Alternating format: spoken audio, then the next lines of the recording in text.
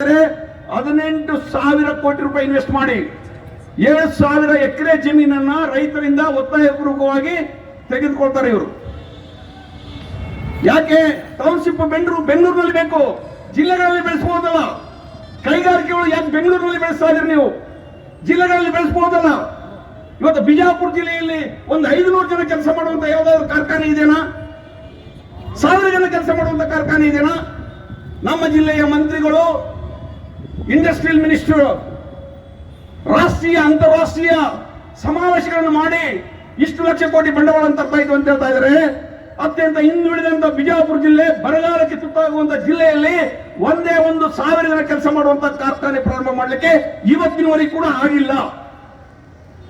ನೀವು ಕಾರ್ಮಿಕರ ಪರವಾಗಿದ್ದೀರಿ ಅಂತ ಹೇಳ್ತೀರಿ, ರೈತರ ಪರವಾಗಿದ್ದೀರಿ ಅಂತ ಹೇಳ್ತೀರಿ, ಯಾವ ರೀತಿ? ಆದ್ರಿಂದ ಸ್ನೇಹಿತರೆ, ನಾವು ಇವತ್ತು ಮೇ ದಿನಾಚರಣೆ ಅರ್ಥ ಮಾಡ್ಕೊಳ್ಬೇಕಾದ್ರೆ ನಮ್ಮ ದೇಶದ ಕಾರ್ಮಿಕರು ಒಂದಾಗಬೇಕು, ರೈತರು ಒಂದಾಗಬೇಕು. ಯಾವ ರೀತಿ ದೆಹಲಿಯ ಗಡಿಗಳಲ್ಲಿ ರೈತರು 3 ಕೃಷಿ ಕಾಯ್ದೆಗಳನ್ನು ವಾಪಸ್ ತಗೊಳ್ಳಕ್ಕೆ ಹೋರಾಟ ಮಾಡಿದರು, ಅವರು ಚಳವಳಿಗಾರರೇ ಅಲ್ಲ ಅಂತ ಹೇಳಿದರು ಈ ದೇಶದ ಪ್ರಧಾನಮಂತ್ರಿಯವರು. ಅವರು ಅರ್ಬನ್ ನಕ್ಸಲೈಟ್ಸ್ ಅಂತ ಹೇಳಿದರು. ಆದರೆ ಅದೇ ಪಾರ್ಲಿಮೆಂಟ್ ನಲ್ಲಿ 3 ಕೃಷಿ ಕಾಯ್ದೆಗಳನ್ನು ವಾಪಸ್ ತಗೊಂಡ್ರು. ಯಾಕೆ ತಗೊಂಡ್ರಿ? ನಿಜವಾಗಲೂ ಅವರು ರೈತರಲ್ಲ ಅಂದ್ರೆ ನೀವು ಯಾಕೆ ತಗೊಂಡ್ರಿ ಕೃಷಿ ಕಾಯ್ದೆಗಳನ್ನು ವಾಪಸ್ಸು? ಇವತ್ತಿಗೂ ಕೂಡ ರೈತರಿಗೆ ಬೆಂಬಲ ಬೆಲೆ ಕೊಟ್ಟಿಲ್ಲ. ವಿದ್ಯುತ್ ಖಾಸೀಕರಣ ಮಾಡಿ ಅಂಬಾನಿ ಅದಾನಿ ಕೊಡ್ತಾ ಇದ್ರಿ. 3 ರೂಪಾಯಿ ಯೂನಿಟ್ ಇರುವಂತಹ ವಿದ್ಯುತ್ 8 ರೂಪಾಯಿ 9 ರೂಪಾಯಿ ಮಾರಾಟ ಮಾಡಲಿಕ್ಕೆ ಅವಕಾಶ ಮಾಡಿ ಕೊಡ್ತಾ ಇದ್ರಿ. ಯಾರ ಹಿತಾಸಕ್ತಿನಲ್ಲಿ ಯಾರಿಗೆ ಕೊಡ್ತಾ ಇದ್ರಿ? ಟ್ರಾನ್ಸ್ಪೋರ್ಟೇಷನ್ ಖಾಸೀಕರಣ ಮಾಡ್ತಾ ಇದ್ರಿ, ವಿದ್ಯುತ್ ಉತ್ಪಾದನೆ ಖಾಸೀಕರಣ ಮಾಡ್ತಾ ಇದ್ರಿ, ಸ್ಮಾರ್ಟ್ ಮೀಟರ್ ತರ್ತಾ ಇದ್ರಿ. ಮೊಬೈಲ್ ನಲ್ಲಿ ನಾವು ಕರೆನ್ಸ್ ಹಾಕಿದ್ರೆ ಮಾತಾಡಬಹುದು, ಇಲ್ಲ ಅಂದ್ರೆ ಇಲ್ಲ. ನೀವು ಕರೆನ್ಸ್ ಹಾಕಿದ್ರೆ ವಿದ್ಯುತ್ ನಿಮ್ಮ ಮನೆಗೆ ಬರ್ತದೆ, ಇಲ್ಲ ಅಂದ್ರೆ ಯಾವ ಲೈನ್ ಮ್ಯಾನ್ ಬಂದು ನಿಮ್ಗೆ ಕಟ್ ಮಾಡೋದಿಲ್ಲ. ಇಂಥ ನೀತಿಗಳನ್ನ ಯಾರು ಕೇಳಿದ್ರು? ಯಾಕೆ ತರ್ತಾ ಇದ್ರಿ? In home interest you are bringing such policies. ನೀವು ಕಾರ್ಮಿಕರ ಬಗ್ಗೆ ಮೊಸಳೆ ಕಣ್ಣೀರು ಹಾಕ್ಬೇಡಿ, ಈ ದೇಶದ ರೈತರ ಬಗ್ಗೆ ಮೊಸಳೆ ಕಣ್ಣೀರು ಹಾಕ್ಬೇಡಿ. ನಿಮಗೆ ನಿಜವಾಗ್ಲೂ ಈ ದೇಶದ ರೈತರು, ಕಾರ್ಮಿಕರು, ಅಲ್ಪಸಂಖ್ಯಾತರು, ದಲಿತರ ಬಗ್ಗೆ ನಿಮಗೆ ಗೌರವ ಇದ್ರೆ, ನಿಜವಾದಂತ ಗೌರವ ಇದ್ರೆ, ಮೊಟ್ಟ ಮೊದಲನಾಗಿ ನೀವು ಖಾಸೀಕರಣ ನಿಲ್ಲಿಸಬೇಕು. ಯಾಕೆ ಖಾಸೀಕರಣದಿಂದ ಅನ್ಯಾಯ ಆಗುವುದು ಈ ಜನಾಂಗಕ್ಕೆ, ಶತಮಾನಗಳಿಂದ ತುಳಿತಕ್ಕೊಳಗಾಗಿರುವಂತ ನಮ್ಮ ಹಿಂದುಳಿದ ಬಂಧುಗಳಿಗೆ ಅನ್ಯಾಯ ಆಗ್ತದೆ. ಇದನ್ನ ನಿಮ್ಗೆ ಅರ್ಥ ಆಗಲ್ವಾ? ಅರ್ಥ ಆಗಲ್ಲಂತಲ್ಲ, ಅರ್ಥ ಆಗ್ತದೆ. ಆದ್ರೆ ದುಡ್ಡು ಬೇಕಲ್ಲ, ದುಡ್ಡು ಬೇಕಲ್ಲ. ಯಾರು ಕೊಡ್ತಾರೆ ಇವರಿಗೆ? ಚುನಾವಣೆಯಲ್ಲಿ ಗೆಲ್ಲಲಿಕ್ಕೆ 1,000 ಕೋಟಿ ರೂಪಾಯಿ ಹಣ ಇನ್ವೆಸ್ಟ್ ಮಾಡ್ಲಿಕ್ಕೆ ಯಾರು ಕೊಡ್ತಾರೆ? ಮನೆ ಮನೆಗೆ ಬಂದು ಚಂದ ಇರ್ತಾರ? ಒಂದು ಓಟಿಗೆ 2,000 3,000 ಖರ್ಚು ಮಾಡಲಿಕ್ಕೆ ದುಡ್ಡು ಯಾರು ಕೊಡ್ತಾರೆ? ಬಂಡವಾಳಶಾಹಿಗಳು ಕೊಡ್ತಾರೆ, ಕಾರ್ಖಾನೆ ಮಾಲೀಕರು ಕೊಡ್ತಾರೆ, ಭೂ ಮಾಲೀಕರು ಕೊಡ್ತಾರೆ. ಗೆದ್ದು ಬಂದ ನಂತರ ಯಾರ ಹಿತಾಸಕ್ತಿ ಕಾಪಾಡ್ತಾರೆ ಇವರು? ನಮ್ಮ ರೈತರು, ಕಾರ್ಮಿಕರು ಕಣ್ಣಿಗೆ ಕಾಣಿಸುವುದಿಲ್ಲ. ಈ ರಾಜ್ಯದಲ್ಲಿ 40,000 ಜನ ಆಶಾ ಕಾರ್ಯಕರ್ತರು ಕೇವಲ 6,000 7,000 ರೂಪಾಯಿಗೆ ದುಡಿತಾ ಇದ್ದಾರೆ. 1.5 ವರ್ಷದ ಹಿಂದೆ ಈ ರಾಜ್ಯದ ಮುಖ್ಯಮಂತ್ರಿ ಸಿದ್ದರಾಮಯ್ಯನವರು ಭರವಸೆ ಕೊಟ್ಟಿದ್ರು, ನಿಮ್ಮ ಸಂಬಳ ಕನಿಷ್ಠ. ಅವರು 15,000 ಕೇಳಿದ್ರು, ಇವರು 10,000 ಒಪ್ಕೊಂಡಿದ್ರು. 10,000 ರೂಪಾಯಿ ತಿಂಗಳಿಗೆ 10,000 ರೂಪಾಯಿ ಕೊಡಿ ಅಂತೇಳಿ ಆಶಾ ಕಾರ್ಯಕರ್ತರು ಕೇಳ್ತಾ ಇದ್ರೆ, ಇವತ್ತಿನಿಗೂ ಕೂಡ ಕರ್ನಾಟಕ ರಾಜ್ಯ ಸರ್ಕಾರ ಈ ಬೇಡಿಕೆನ ಒಪ್ಕೊಂಡಿಲ್ಲ. ಇವತ್ತ ಇವರು ಶಿಕ್ಷಣದಲ್ಲಿ ಉದ್ಧಾರ ಮಾಡ್ತೀವಿ ಅಂತ ಹೇಳ್ತಾ ಇದ್ದಾರೆ. ಕರ್ನಾಟಕ ಪಬ್ಲಿಕ್ ಸ್ಕೂಲ್ ತರ್ತಾ ಇದ್ದಾರೆ.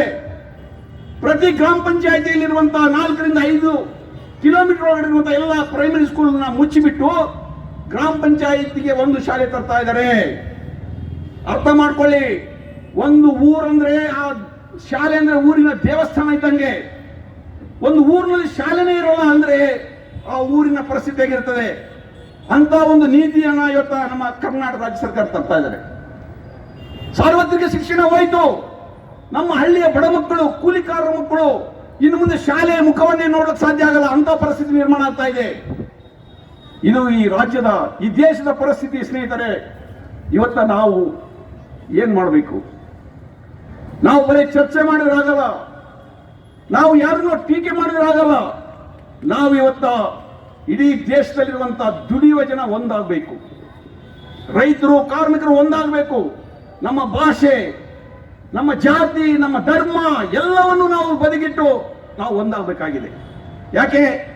ನಮ್ಮ ವೈರಿಗಳು ಒಂದಾಗಿದ್ದಾರೆ, ಬಂಡವಾಳಗಾರರು ಒಂದಾಗಿದ್ದಾರೆ. ಅವರಲ್ಲಿ ಭೇದಭಾವ ಇಲ್ಲ, ಹಿಂದೂ ಮುಸ್ಲಿಂ ಅಂತೇಳಿ. ಅವರಲ್ಲಿ ಅರ್ಜುನರು, ಲಿಂಗಾಯತರು, ಬ್ರಾಹ್ಮಣರು ಅಂತ ಭೇದಭಾವ ಇದೆನಾ? ಇಲ್ಲ. ಯಾರಲ್ಲಿ? ಬಂಡವಾಳಗಾರರಲ್ಲಿ ಇಲ್ಲ. ಅವರು ಒಗ್ಗಟ್ಟಾಗಿದ್ದಾರೆ. ಪಕ್ಷ ಬೇರೆ ಬೇರೆ ಇದ್ರು ಕೂಡ ಎಲ್ಲರೂ ಒಂದೇನೆ. ಅವರು ಚುನಾವಣೆ ಬಂದ್ರೆ ಮತ್ತೆ ಒಟ್ಟಿಗೆ ಸೇರ್ಕೊಂಡು ಪಾಲಿಸಿಗಳನ್ನು ಮಾಡ್ತಾರೆ. ಏನೂ ವ್ಯತ್ಯಾಸ ಇಲ್ಲ.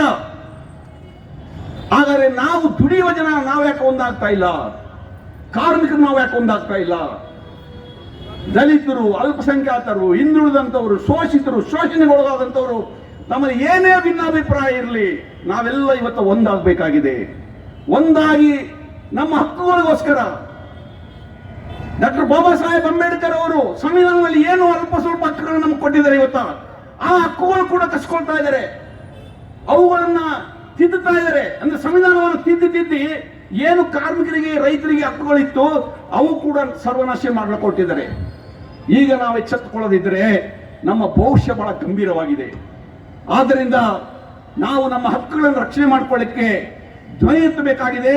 ನಾವು ಸಂಘಟಿತರಾಗಬೇಕಾಗಿದೆ. ಇದು ಮೇ ದಿನಾಚರಣೆಯ ಸಂದೇಶ ಅಂತೇಳಿ ನಾನು ಭಾವಿಸ್ತಾ, ಇವತ್ತಿನ ದಿವಸ ಈ ಕಾರ್ಯಕ್ರಮ ಯಶಸ್ವಿಯಾಗಲಿಕ್ಕೆ ಕಾರಣೀಭೂತರಾಗಿರುವಂತಹ ವೇದಿಕೆ ಮೇಲಿರುವಂತಹ ಎಲ್ಲ ಗಣ್ಯ ವ್ಯಕ್ತಿಗಳಿಗೆ ಹಾಗೂ ಈ ಸಭೆಗೆ ಆಗಮಿಸಿರುವಂತಹ ಎಲ್ಲ ನಮ್ಮ ಸ್ನೇಹಿತರು, ಎಲ್ಲ ಇಲ್ಲಿ ನೆರೆದಿರುವಂತಹ ಎಲ್ಲ ಸಭಿಕರಿಗೂ ಕೂಡ ನಾನು ಮೇ ದಿನಾಚರಣೆಯ ಶುಭಾಶಯಗಳನ್ನು ಹೇಳ್ತಾ ನನ್ನೆರಡು ಮಾತುಗಳನ್ನು ಮುಗಿಸ್ತಾ ಇದ್ದೇನೆ. ಇನ್ಕ್ಲಾಬ್ ಜಿಂದಾಬಾದ್. ಮಾರ್ಕ್ಸ್ವಾದಲಿಂದವಾದ ಚಿರಾಯವಾಗಲಿ. ವಿಶ್ವದ ಕಾರ್ಮಿಕರೇ ಒಂದಾಗಿ, ಸಮಾಜವಾದ ಕ್ರಾಂತಿಗೆ ಮುಂದಾಗಿ.